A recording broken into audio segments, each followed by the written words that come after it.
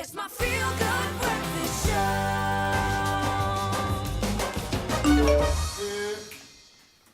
Welcome back to your Feel Good Breakfast Show, and a happy Monday to you. Thanks for joining us as we start a brand new week. Of course, leading up to Mother's Day, which is around the corner. And of course, it is a time when we reflect on those women in our lives who, whether they birthed us or not, can really play a crucial role throughout our lives. And the importance of the mother figure gets so much attention, which it richly deserves. But little is said about why it is so important to maintain this connection. So today we're asking, what is the importance of maternal figures in our lives, and how can you celebrate your maternal figures in a very, very meaningful kind of way? And this morning we're joined by celebrity psychologist and CEO of Hidden Dimensions, Charissa Bloomberg, to help us discuss this hot topic ahead of Mother's Day this coming Sunday. And our lines are of course open, so you can give us a call on 021-4309-881 with any questions or comments that you have. We would love to engage with you in the safe space. If you'd like to call anonymously, you're welcome to do so. Charissa, good to have you.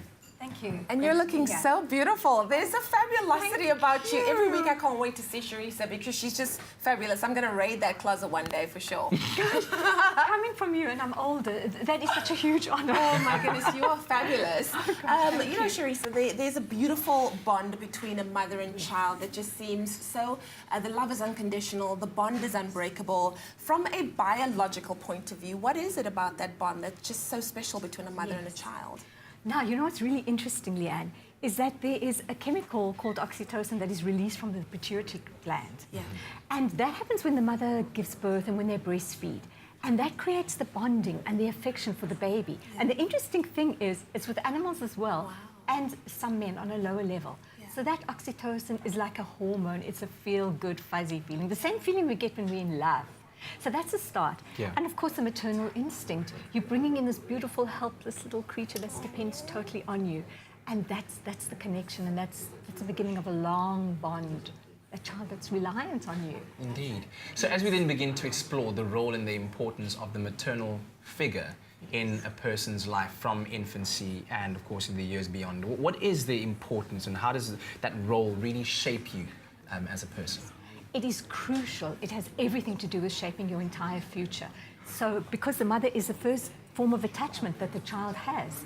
So that baby is, all the emotions come from the way that you react to the child. And that connection is there. So for development, the mother gives them the self-worth, the confidence.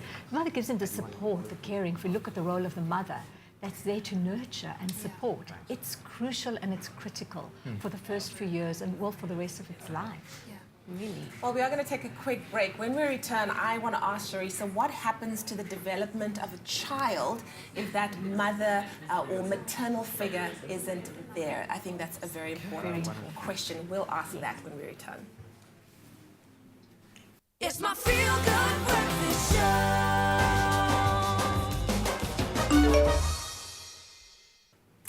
Yeah, we're back again with Charissa Bloomberg on this Monday morning as we delve into our relationship chat this morning. And this morning we're focusing on the importance of the maternal figure in our lives, of course, leading up to Mother's Day this coming Sunday. And when we ended the previous segment, you had quite a pertinent question to ask. Exactly. Well, I wanted to ask you, Charissa, what happens in a child's development if there is an absence of a mother or even a maternal figure in a child's life and development?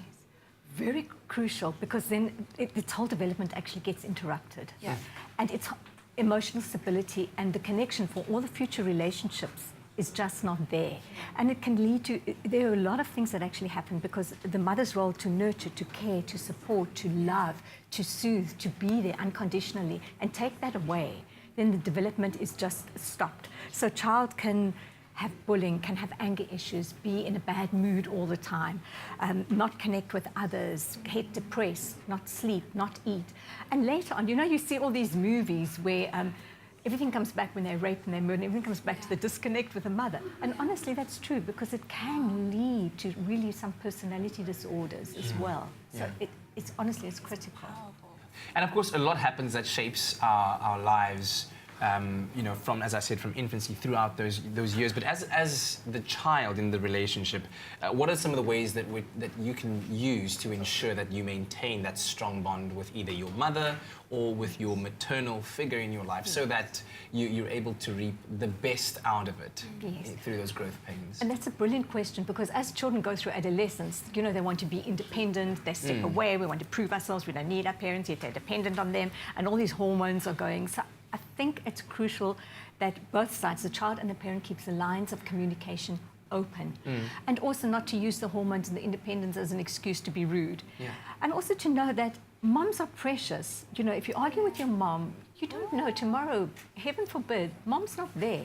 So always to be careful of what we say and what we do, and to compromise. These 3 C's: compromise, contract, communicate with the parents.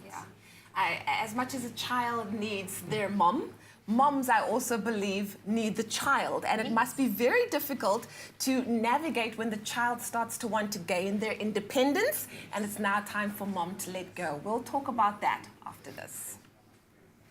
It's my Feel Good Breakfast Show.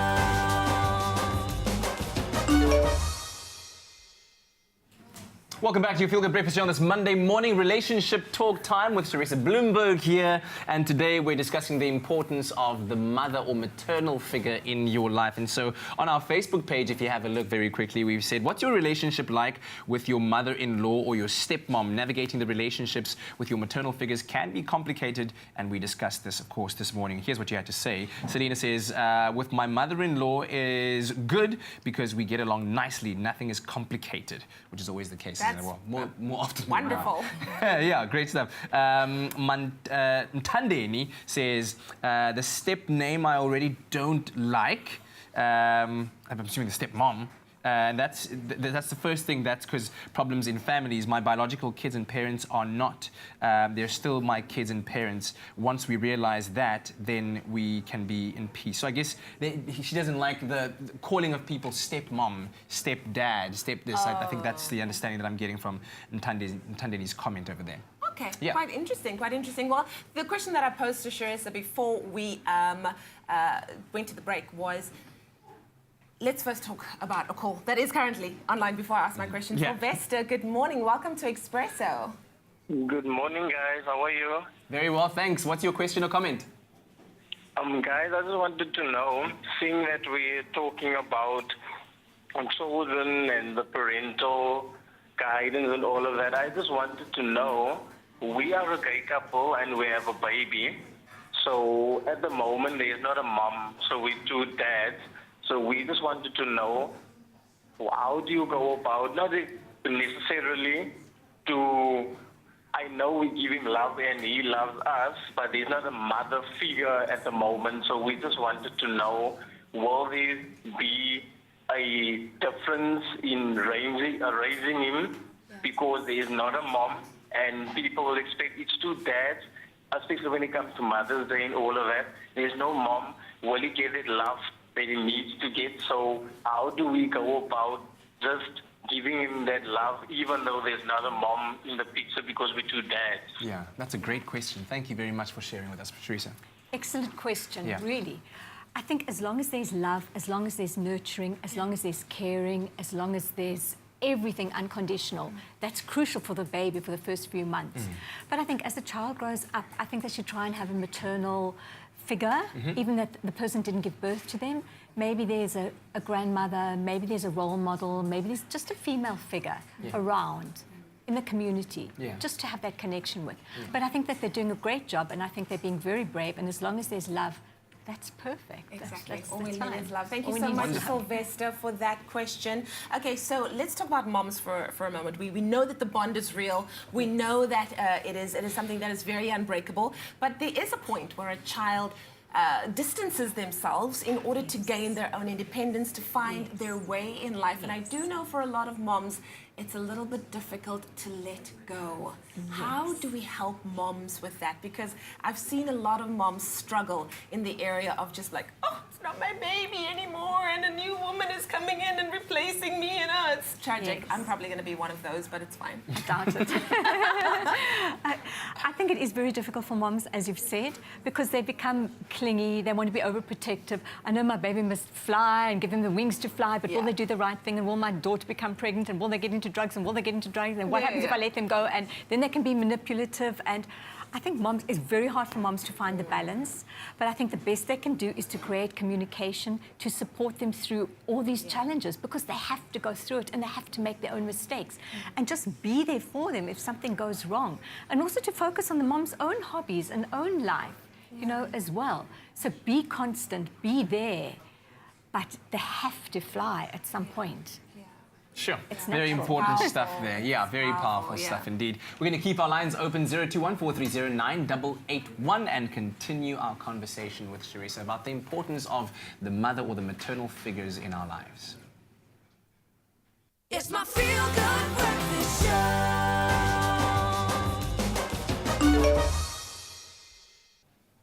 Well, we're back with our expert in the field of relationships, Charissa Bloomberg, and we are, of course, talking about the very important link and relationship between a mother and a child. And, of course, let's say that there has been a break in this relationship based on a number of different situations, challenges. Palesa joins us in this one as well.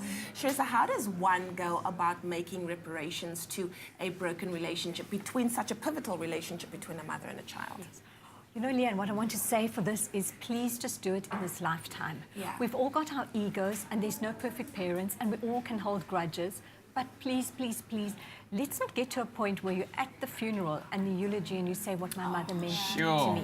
So the powerful words I want to say is do it now, communicate, write a letter, do it, do it, do it in this lifetime. Because tomorrow doesn't hold any promise. We don't know. Tomorrow you get a phone call. Just do it. Pocket the ego and do it. And what's to say if you have a poor relationship with your mom and you then have a daughter or even a son? Is it law that your relationship with your mom then dictates the relationship you have with your children? Is there a way for us to break that generational curse of bad relationships with your mom? Yes, absolutely, if we're aware of it. Some of us unconsciously just do what our mothers did and carry on and don't think. But yes, there is a way, and we've got to consciously think about, I don't want to parent this way, I don't want to do what mom has done, and I choose to do differently. And then women are powerful, we can do it. And Charissa, I know that you also wanted to just spend a moment to talk to those who might not have mother figures or maternal figures in their lives because these individuals have passed on as we look to celebrating Mother's Day. Yes. I'm fortunate enough to have an 85-year-old mother that still does ballet every day, so I want to say yes, hyperactive mom, drives me mad. Seriously, she was going to come today and I said no. So yes, I'm grateful for that, but I want to say for all the people who celebrate Mother's Day and mom's not there, that they are looking down from heaven. I want to believe that your mother is there to guide you. And those of us who are here to celebrate the mom, give them the gift of time, you know, time. And I have to take the opportunity to also thank one more woman, Professor Tuli Madenzela, who gave me the wings to fly. Wow. Yes. How so? What role did she play in your life? She's a patron for my work, but she believed in me when I really was at my lowest. Wow. So I think that we need to celebrate the women who haven't given birth to us, because we don't say enough. Every woman, I mean, both of you lovely ladies, and you have had women who have been there for us and given us an opportunity. And we need to celebrate that. I just want to kind of touch on what you said. I think we always think we have time until we don't have time anymore. So if there is a break in a relationship between you as the child with your mom, or mom with your child, or anybody really, use this time to fix it, because when they're no longer here, that's when we always say those words, I wish I could go back and change things, and I never want that to be the narrative of my life. So we always think we have time until we don't. Fix it and fix it now. Wow. Thanks very much for joining us, Palesa and Charissa, as well. And to end off with a quote on motherhood by Anthony Eslin, who said, "The mother is a world of mystery. She loves, she does all kinds of interesting things throughout the house. She reads, she loses her temper. She may be as peaceful as a summer evening or a whirlwind of fury. But she's always the mother. And her love for her child, even when it is shot through all the flaws of her characters, will be a human love. It may be far from perfect, but it will be something real." Happy Mother's Day to all with that. Wonderful. Well, we're going to take a very quick ad break with all of that awesomeness about our moms. Let's take a quick break, go and grab a cup of coffee. We'll be right back after this.